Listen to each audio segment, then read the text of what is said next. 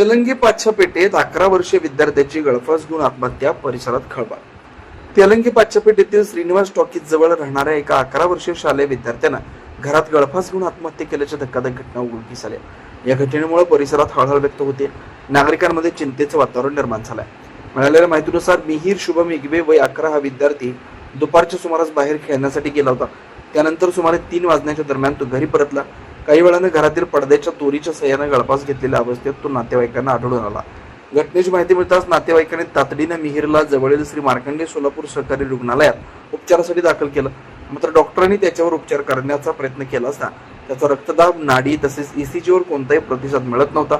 अखेर सायंकाळी सुमारे 4:15 वाजता डॉक्टरांनी मिहीरला मृत घोषित केलं. अवघ्या 11 वर्षाच्या मुलानं इतकं टोकाचं पाऊल का उचललं याबाबत अद्याप कोणतीही स्पष्ट माहिती समोर आलेली नाही. या घटनेची नोंद जेलरोड पोलीस ठाण्यात करण्यात आली. पोलिसांकडून विविध अंगांनी तपास सुरू आहे. या दुर्दैवी घटनेमुळे तेलंगी पाचशापेठ परिसरात शोककळा पसरली. मिहीरच्या आत्महत्येमागील नेमकं कारण काय याकडे सर्वांचं लक्ष आहे.